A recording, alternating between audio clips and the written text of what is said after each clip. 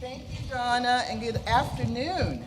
It's a lovely, sorry, let me try that again. Good afternoon. Good afternoon. It's a lovely day when there's this many women in a room. Thank you for joining us. We have three incredible women who have taken the legacies of their families' companies and made them their own with us today. First is Dorene Dominguez in the beautiful red. She is CEO and chairwoman of the Veneer Group of Companies. Since her father's death, Dorene has managed 17 offices throughout the United States with over 400 employees, completing over $8.5 billion, with a B, in real estate and construction management projects, all here from Sacramento. She is the only Latina in the nation to be an owner of an NBA team, the Sacramento Kings.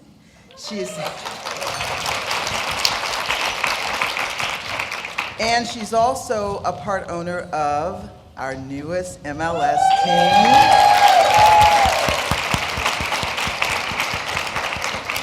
the Sacramento Republic, which we're all excited about.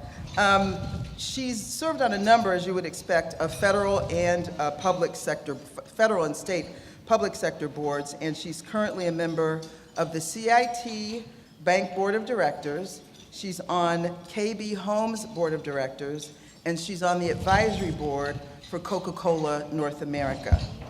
I've watched her engage locally in efforts to bring more women onto private boards. In other words, Dorene is one of those women who's willing to pull other women along. Welcome.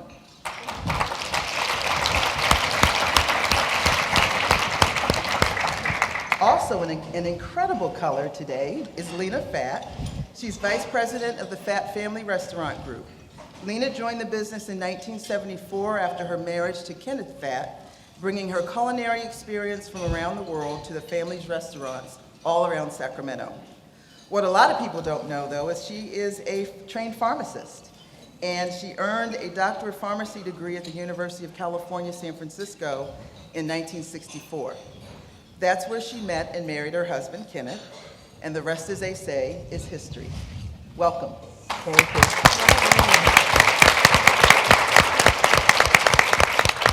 We're also joined by Nicole Van Vleck. She is president and CEO of Montna Farms, whose Japanese rice is served at world-class restaurants across the globe.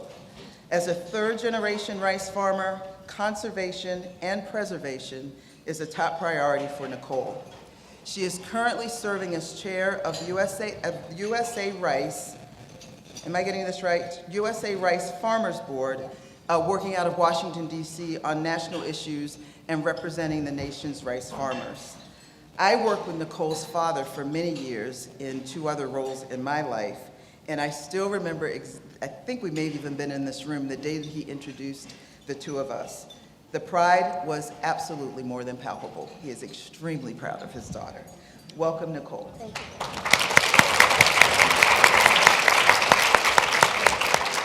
And here to interview them is a first-class reporter from the Sacramento Bee, Cathie Anderson, my ALF classmate. She's worked at the Bee since 2002. Her experience as a business editor makes her a perfect choice to dig into these women's stories. But more importantly, and I really do know this, Cathie has an incredible respect for and dedication to family, more than probably anybody I know. And so I expect her questions will be both relevant and heartfelt. So let's take it away, Cathie. Dorene, Lina, Nicole, welcome. Thank you.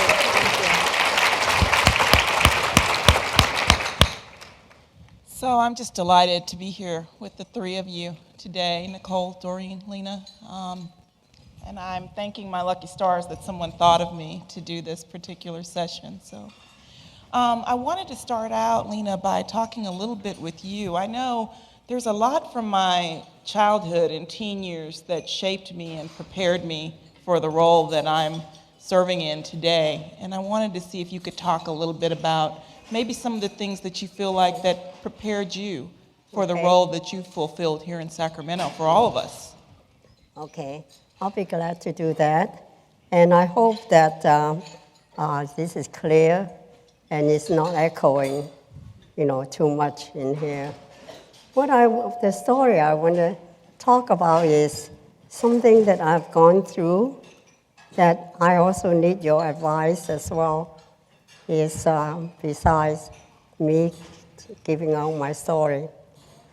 I was born and raised in Hong Kong, and during the World War II, my parents took us to Quai to get away from the war. And I was very small at that time, and I didn't know anything. And they took me over there, and then later on went to the village, and then came back after the war was over. My mother was a very driven person. She was a very good business person, and she was the one who really went out and actually smuggled cigarettes to help get income, to help, the family.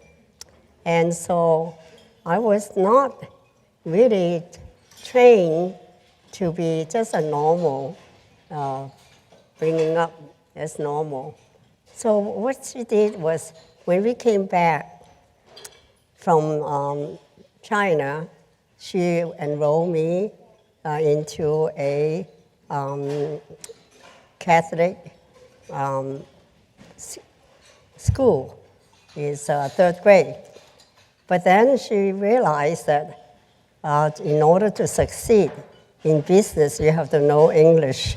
So what she did was she transferred me to an English school. And at that time, I did not know a word of English. I did not know anything. So what she did was she took me out and got me a tutor. Every night, the routine was after school, I would walk home about half a mile, and the only 4 people I knew very well were the 4 people that sometimes walked with me to go home. And then as soon as I got home, then I started having a little snack, and then I started doing the homework, and then all the tutor would come and tutor me, in all English. So she would not let me go to anybody's house. I did not get to see anyone and get to know anybody except the 4. And then later on, she bribed me. She said that if you become the 3rd in the class, I give you a birthday party. I never had a birthday party. So I said, oh, that's great, So of course the birthday party was full of us girls. And she was the one that playing mahjong and having a good time. But I didn't mind, so that was the time that I was being brought up. And it's very alone. I didn't get to visit anyone. And it's only study and study. And I didn't know what was going on in the world. And so she got me to study very hard, and I appreciated that. And then she said, try me again. She said, after the 2nd semester, if you became the 1st in the class, I give you a watch. I said, oh my, that was really, really great. So at the same time, so I did. I studied very hard, and I did become 1st, and I got my watch. And same 4 girls with me, and the same, my mother would have her own party. So it was very good, except that, the thing was, except that, one thing she did was very good too. She sent me to boarding school for 3 months to learn how to make bed, the Western way, how to eat the Western way, how to set table the Western way, and everything is all in the Western way. And I just follow exactly what she said.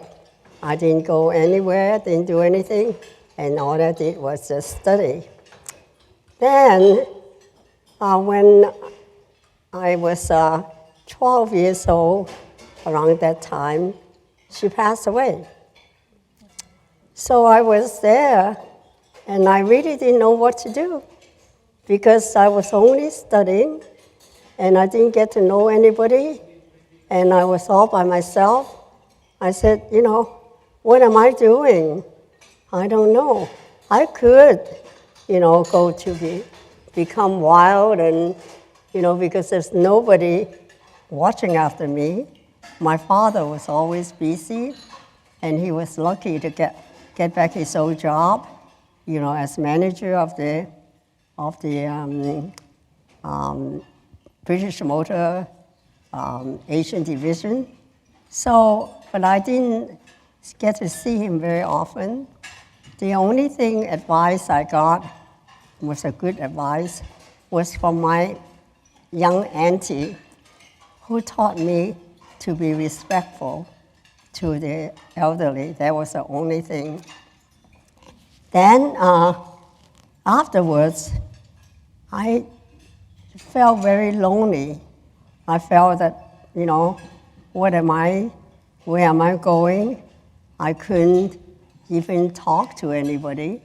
So what I did was, and I observed people, look at the people, because when I was, just eating and by myself and studying like that, there's nothing mentioned about, what type of cooking. All I know is I just ate the good food, and that was it. So I never questioned about, who's making the food and doing all that. And afterwards, and when I found out, then I, went on myself, and I just follow and say, okay, I just like to eat this, I like to eat that. And I never thought about, because it's so diverse, so different in Hong Kong, that I don't see people, as someone that different from me. And I just saw people, that they, I thought that it's normal to do that. And now that I had the chance to be on my own, what am I doing? What should I do? And so those are the questions that I also like for you to help me to answer too. And so when I was growing up like that, I was completely isolated. And then later on, then I started observing people, and I got married into the Fat family, and I observed Frank Fat. And mind that he was no saint, but he was very good. He really cared about people. And he came 17 years old, also didn't know a word of English. He worked hard, and he was there in the restaurant caring about people, helping people out if they need his help. And he was always there when his customer asked him, like to add more Western food in there because they couldn't eat, Chinese food all the time. And so he always obliged, not only to do that, but even he did more to make sure they enjoy what they were eating and enjoy what they were doing. And I find that, very refreshing. And I look at that and I said, well, this is a family that I can relate to. And because he, that's how we got the, just steak Frank style and ready fried chicken and all that.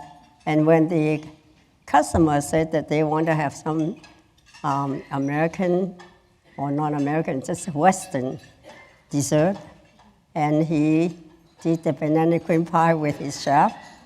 And so the only thing I changed was the pie crust in 1984, because they were still using a lot in the crust.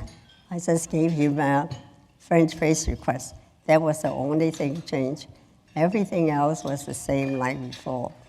But I also find the most refreshing thing was that he really genuinely cared about people. And so I said, well, this is a type of person that I like to, help. And I did my pharmacy because of, making sure that if I need to take care of myself, I am able to do that. But the other part, I'm looking for something else that I can feel comfortable in. And I felt very comfortable with what he was doing. And so when he decided to open the restaurant, in Chinatown in Old Sacramento, I just did it in the background. In those old days, they don't talk to you that much. It was a man's world. But I didn't mind, because I felt that was the pathway that I kind of like to follow. And so I was observing what he was doing, and I was doing the background, taking care of the recipes, doing all that. And then later on, I said that, okay, I can do that, even if I don't have to take, I didn't have to take anything out of monetarily, let's say that way. So I don't mind at all. And that's how I followed that pathway to do that, and follow him and kind of observe him and be the best I could do, to also in helping people as well. So, Lina, I want to stop you there, because I want to go back to some of the things that you said about your childhood and talk to these ladies about their experience as young women or as children. Are there things that sort of resonate with you from her story, and are there things that your parents or that your family did that shaped you and helped you to prepare for the roles that you're filling today? Because her story is, I kind of really, I don't know about everybody in the audience, but that strict mother, I had that woman in my life. And so I'm just curious. I'll take that, Cathie. Great. Is my mic on? So as far as things that shaped me early on and maybe took me back to the family farm, my sister and I grew up on a walnut orchard. We lived there, and our parents, it was our job when at an early age, so my sister was 10 and I was 13, that we had to clean up all the walnuts that were lying on the ground after the harvester, the mechanical harvester, had come through, and pick up the prunes. So it was kind of the after-harvest cleanup crew. And it was our job to do it until it was all cleaned up. So after school, we'd come home and we'd have to do it every day, and we'd have to do it on the weekends until it was finished. And we told a lot of stories out there. We learned a lot about each other and teamwork. We had to continue this job each and every year until we could get a job on our own. So as a freshman in high school, I promptly decided I don't want to do this anymore, and so I got a job teaching ballet and turned it over to my sister, who roped some of her friends into continuing on with the walnut and the prune harvesting. But we were always required to work either at the office and at the farm, sweeping out the shop, doing different things, and it did help shaped me as to what was next to come. I want to go after this. We'll talk a little bit more about people who you identified with. Lina identified with Frank Fad, so we'll talk about that later. But Dorene, why don't you tell us about your childhood and what shaped you? Sure. So I grew up in the San Bernardino County area. Colton is where I reside, or used to reside when I was growing up. I'm half Mexican and a half German. My father was stationed in Nuremberg, Germany, where he met my mother, in an army bar, the old-fashioned way, right? And they got married.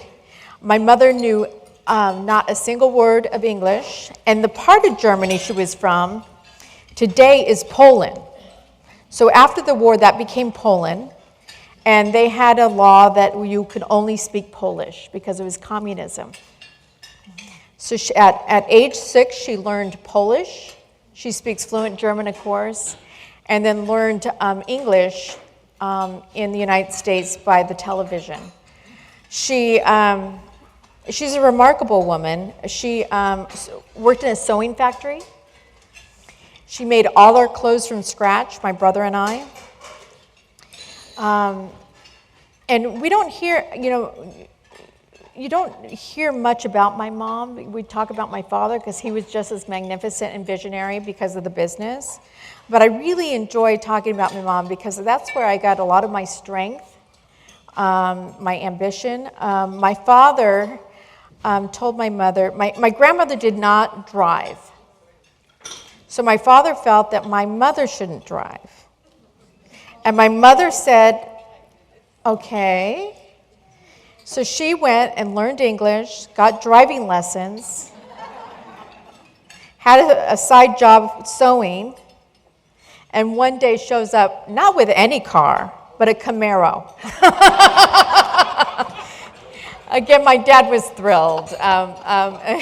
He only knew what he only knew in terms of growing up in a very machismo family, Mexican family. But the strength of my mother and the vision of my dad, I'm so grateful for. Now, Nicole, can you sort of talk about how you decided that, hey, yeah, I'm going to work in the family business? How did that happen? Because Lina talks about her experience with food and with Frank, and I'm curious about that with you guys. Well, mine was a little different path. My father knew he wanted to be a farmer at 5 years old. I didn't know I wanted to be a farmer until I was 25 years old. Oh, wow. So there was definitely a different course. I went to UCLA.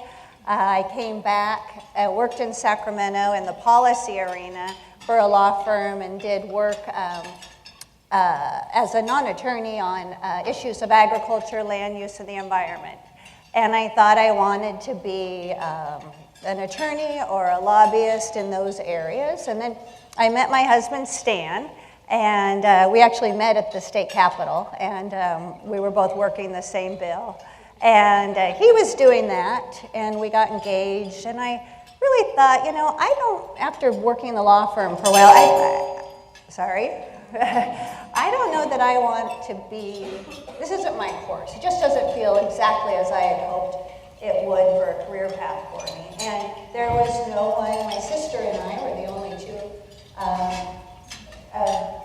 children of my parents, so I thought, well, what's going to happen in the family business? So my dad was actually the last one to find out that I was going to come back, and so that was a little over 25 years ago. And what about you, Dorene? Tell us. So my dad, as I mentioned before, is very visionary.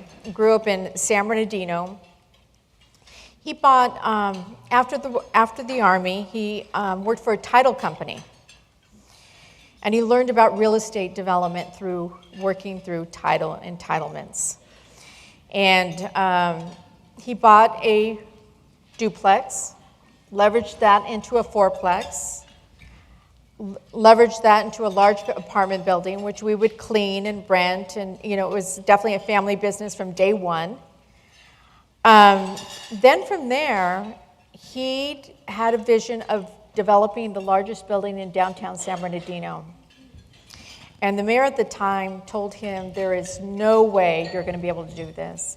And I think part of it was because he was Hispanic. It was very much not a rural area that was not embracing diversity at the time. And if you tell my father no, he'll tell you how to do it. He was so determined, and it was so important for him to build this monument of a building. It is 9 stories. It's iconic even today in the late when he built it in the late 70s. Today we have, I still have that in my property profile. It's called the Vanner Tower. And so how I started in the business, that was my dad's story. Both my parents were not educated. And didn't know the path of education as well. My dad, again, was just very bright and visionary and smart. My mom was very determined, as I told you before. But her education is a 7th grade education. My dad went to community college. But I had a teacher in high school, at Colton High School, that said, young lady, you need to go to college. And I applied to several universities throughout California, and just one outside of California, and that was the University of Notre Dame.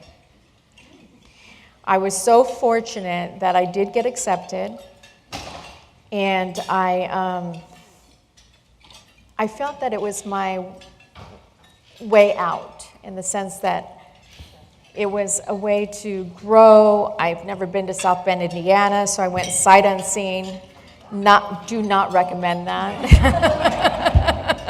Did not know about the winters and so forth. But today, it was a great experience. I learned about diversity reversal. I was the only Latina there. And in Colton, California, we're all Latinas. So I thought everybody had menudo and tamales. Not the case in South Bend, Indiana. In fact, you buy your tortillas in cans.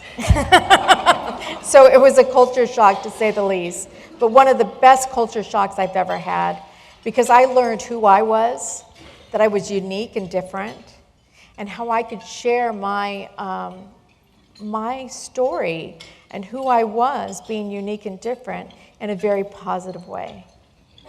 So from there, I majored in business finance and joined the family business. Oh, so you knew out of college that you wanted to go in. I did. Well, my father's dream was always that my brother and I would take over the business. And when I got to Notre Dame, I changed my majors 3 times. German, psychology, and then philosophy. And then the counselor didn't want to see me again. Because that was the first week of school, right? And I said, I don't know what I want to major in. My dad said, mija, finance, business finance, come to the family business. So it was settled. When you joined the family business, did you have that person who you said, okay, these are the values that I want to take on, in the way that Lina did? She wanted to welcome people and for people to enjoy themselves when they're, and let them know that they could be helped. So were there some things, was there a person there where you said, okay, yeah, that's what I want our family business to be one day? Was there someone who embodied that for you? Me or? Why don't you go, Dorene, first? Go right ahead. First. Dorene. So I had a lot of respect for my father. And he was my mentor, my friend, he's the one that really taught me the business. But through osmosis. It wasn't like, okay, here's your class, this is what you're going to do. It was a lot of it learning on the job. He would also give me tasks and wouldn't help me through them. And that frustrated me because I was like, well, you know how to do this, just show me how to do it and we'll get it all done and we'll be fine. But what my dad taught me was how to think how to solve problems on my own. He wasn't willing to give me the answer. And I found that very valuable today. At the time, it was very frustrating. He was very visionary. He always wanted to make the whatever place that we were working at much better than what he found it. And that was important. He believed in sustainability when that was not popular. He believed in being friendly to the environment, which is odd for a developer. Usually it's, build it and they will come and we will. But he was an artist in so many respects as well.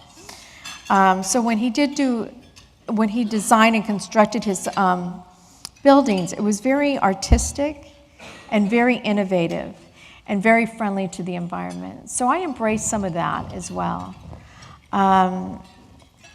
But today, what my legacy is a little different than my father's.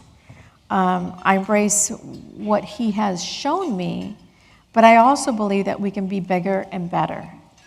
And what I mean by that is Vanner is, Engineering News and Report ranked Vanner 24th in the nation.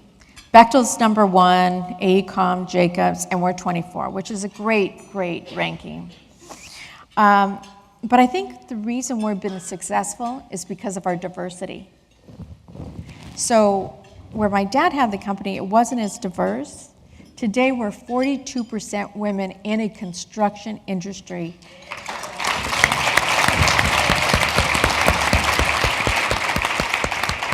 And I really believe that if I'm the only one there, then I'm not doing my job. It's really important for me to pull other women up.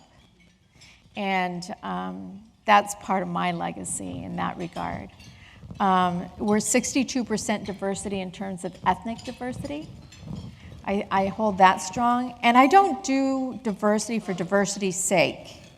I don't think that's not my game there. I do it because I want to be the best possible business. Like I said, my ranking is 24th in the nation. The reason I'm 24th in the nation is because of the diversity, because of the difference in thought, and the challenges that women can bring in this industry. And I'm very proud of that.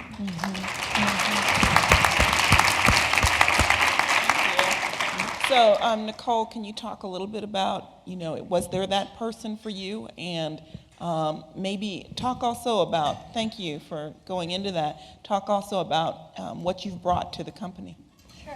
Certainly, yeah. I think our fathers were a lot alike, Dorene, but my father really pushed me early on, not just to be, he pushed me to get out of the office. He pushed me to be involved in boards and committees and learn from others. And he was a very good leader, as Cassandra had mentioned, and he felt that it was important to be involved, and I would, put that out there for everyone. And it applies to all industries, but get involved in your trade commission, your trade organizations, or your local chamber of commerce or others. You learn so much being in leadership roles, and you can take it back to your own company, and it'll apply. It's not just self-serving from a leadership standpoint. You can actually bring stuff back to your own business. So he pushed hard on that from early on and still does today. He still will prompt me as I'm leading our United States farmers, rice farmers right now nationally. He still has tips for me every day as to what I should be doing in that role. And I thank him for it. He's right. He is actually always right. I do listen to him now that I'm over 50. But I think some of the things that I've shaped and I'm proudest of at our company is really the team that we've built. And it's hard. You come into an organization, and if anybody's ever started a business, it can be difficult. But when I got there, my father is just split, or we were in the process of splitting with my uncle, very amicably, but he had always done the administrative support of the business, and my father did the farming side, so we really needed to build an administrative team. And that team really today are all people that I've hired, and I really find the value of people as really makes the organization, and so that's what I am proudest that it's gotten to where we are today. Listening to all of you, right? I'm sitting here saying, wow, they didn't confront any challenges as women in their businesses. What about that, Lina? As a woman, Well, did you encounter any challenges in your Mine business? is because I was all of a sudden felt like drop off. You know, after all the hard work and all that, all of a sudden it's gone. And I still want to have some answer. I like to see kindness in people. That's what I prefer to see. But how am I going to do that?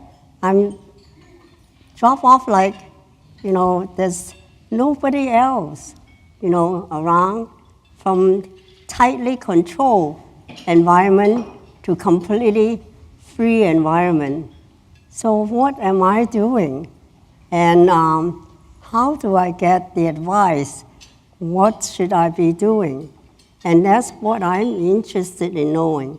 I know that I like to see kindness to each other. Mm-hmm. That's the most important thing.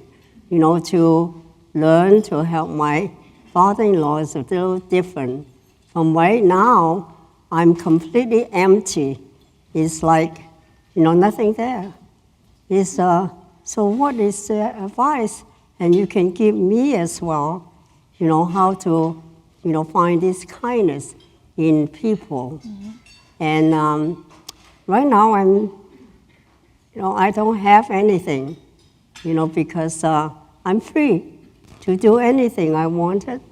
And there was no control, nothing there, you know, to tell me what to do and all that.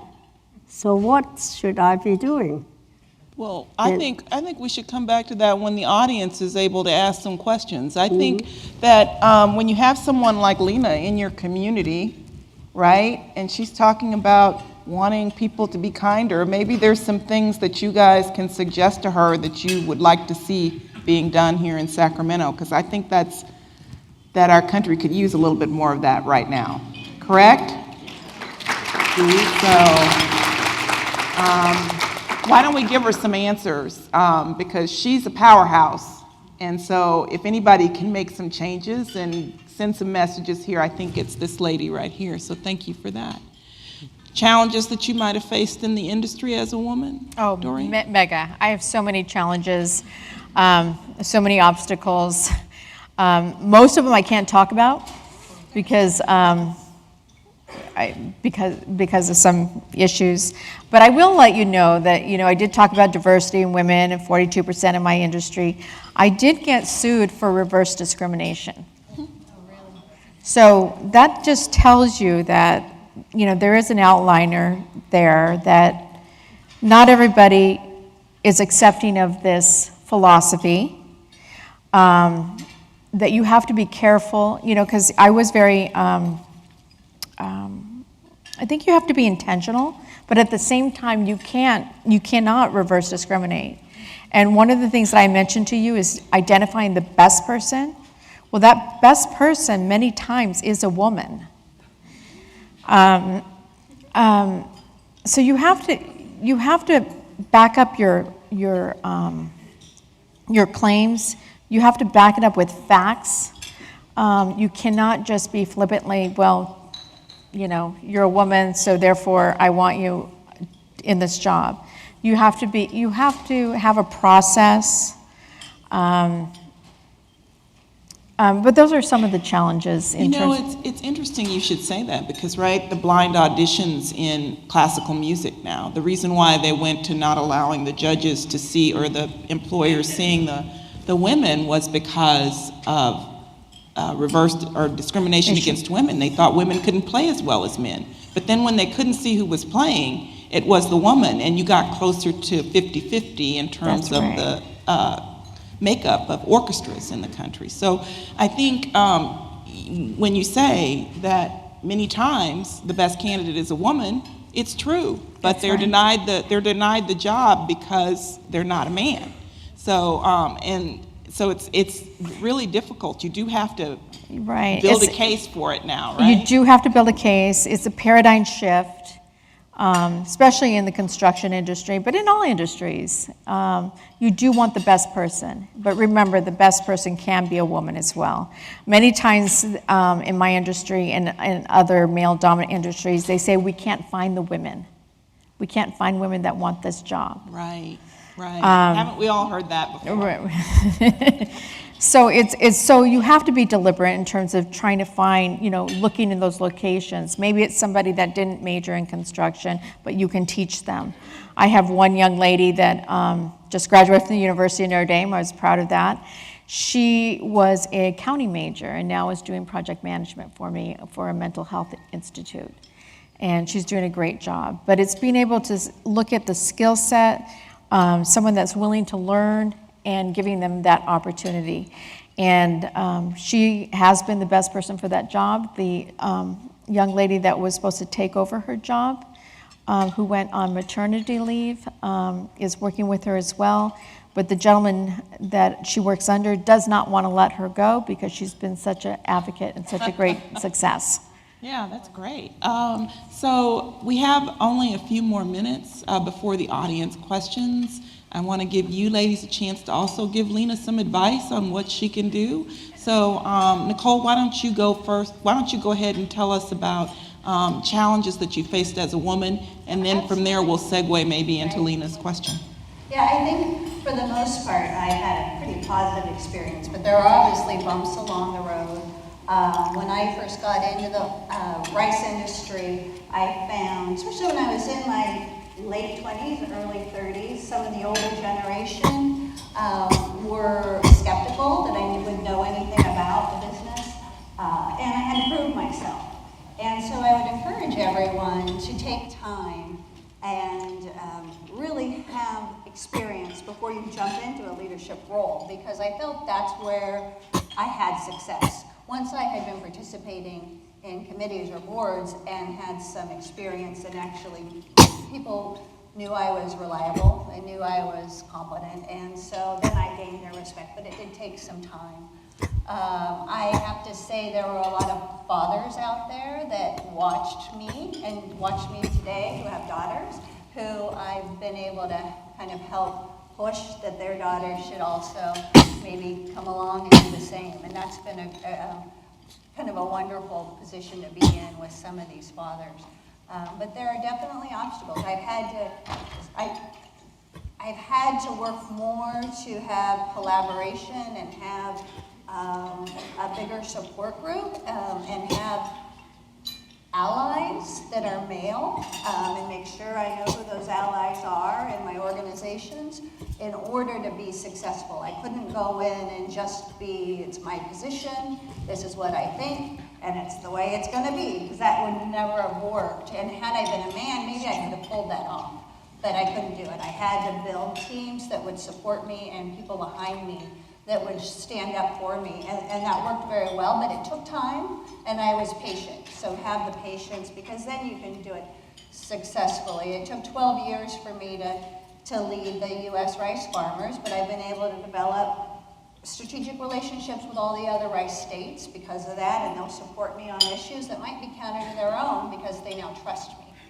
So I try to teach that to on the California Rice Commission, for example, when I joined on early on, there were very few women on it at all. I might have been sometimes the only woman out of 80, the only woman out of 80, and now they're up to 16. So it's really great to see, and it helps. The diversity in the room really helps shape the conversation. Wow. All right, well, thank you.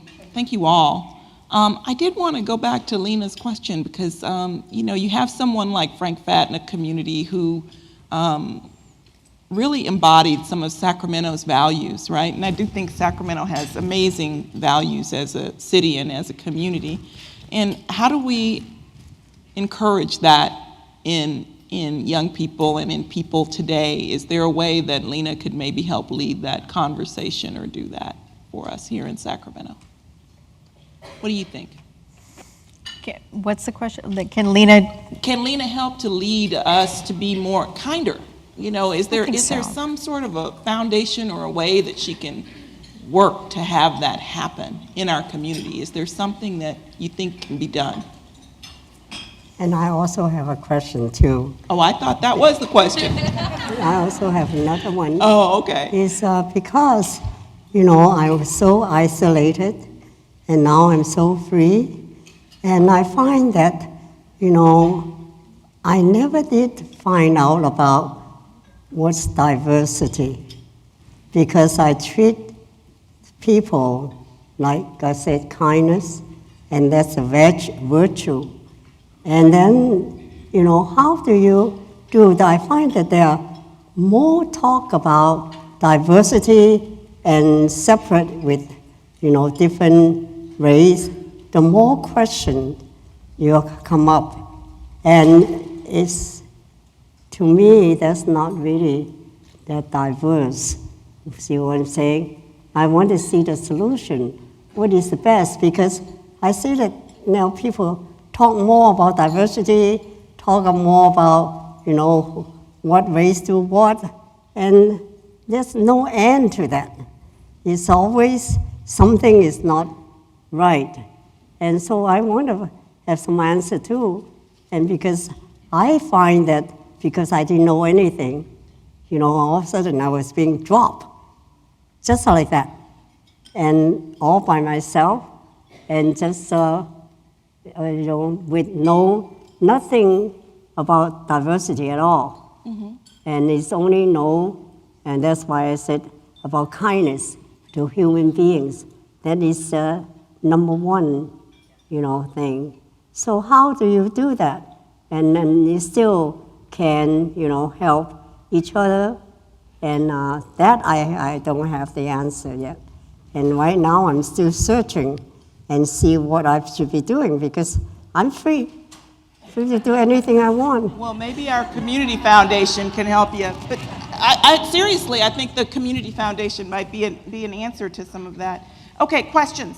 You are three military ladies, of course, that this family works with you and both those businesses in the future. Your question is about succession? Okay. Why don't you both talk a little bit about succession planning? You want me to start? Sure. Yeah, so for our family business, my sister and I, the company is owned by my parents and my sister. My mom and my sister are here today. Oh. And my sister and I have 6 kids between us. And so we've really worked hard to encourage the kids to be good stewards of the business, teach them to love agriculture, teach them to love the environment, and we really want them to keep it together. I mean, Dorene mentioned people can fight about money, and we don't want them to break apart the business because somebody doesn't get along. We really hope someone would come back to run it, but if they're not passionate about it, they're not going to do a good job. And so they might not have the passion, but maybe their children will, and we want them to really understand what this business is and how it can be important. And we have a program with our children that my sister runs, because she was a 2nd grade teacher, and it's one of the most important things we do, but it's how to encourage the kids and our employees' kids about the love of agriculture, the love of the environment, and what we do on a daily basis and how important it is. And also to, continue for them to have great bonding opportunities so that they love each other and they don't fight when at some point in time where things might get contentious. So it sounds like you're focusing a lot on values as part of the training for them, which is really important. Yeah. Ethics and values, and it's the most important thing we can do, because why did my grandfather work so hard, or why did my father work so hard? Why am I working so hard if someone can sue each other and break it all up? And it happens so often in family businesses, so we try very hard to avoid that. Okay, Dorene? So succession planning always keeps me up at night because there's a lot going on. So in my own case, my father owned the company 100%.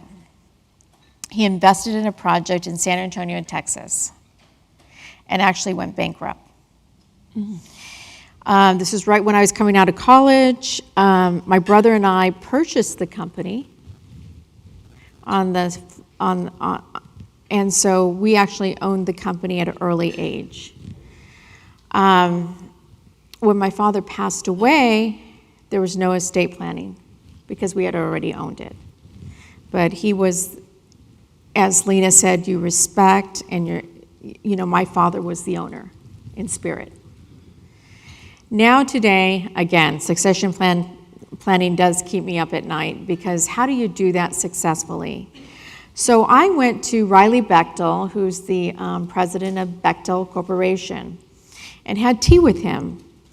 And he had said to me, and we talked about succession planning, because I thought he did it so successfully, so why not learn from the best? And when I walked in, he said to me, Miss Dominguez, he goes, I want you to know that I chose to be here. And I knew what he meant by that. What he meant is that the second generation is kind of told that they're going to go into the company. The third generation has a choice. And I think that's really important for succession planning, because not everybody in your family may want to follow the family business. And maybe they don't have the skill set, or maybe, it's just not right for them or for the company. So you have to look at things from a global standpoint in that direction. So it's fluid, succession planning, and for every family it's different. I have 2 nephews that are interested. I'm yet to see, where that goes. I own the company 100% today. And my thoughts are the value proposition. One of them is studying economics and sustainability, so that's important to him. The other one, is civil engineer. So they're going in the right direction, but it really depends on, I completely haven't figured it out.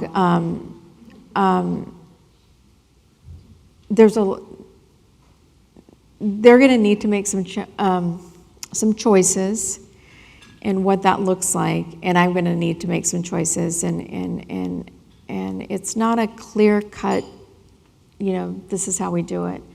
One of the things that I'm looking at that I've seen some other firms do that are family oriented is they bifurcate the stock, and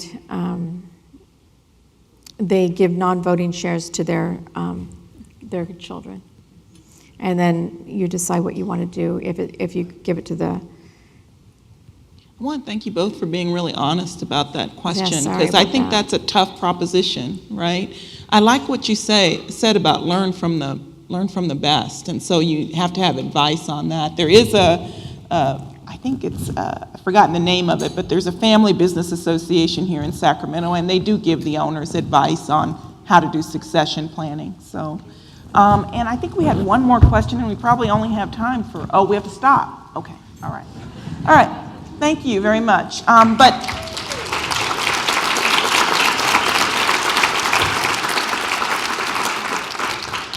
what I really wanted to say here at the end is I really appreciate Lina starting out this conversation, because she really sort of set the tone for it and gave me a place to start with questions that I think was an excellent place to start. So I appreciate that, and I think we sort of used you as sort of a theme to go through this whole thing with. And I want to thank all of you for coming. I want to thank the folks who invited me to lead this discussion, and I've learned a lot from you. Thank you.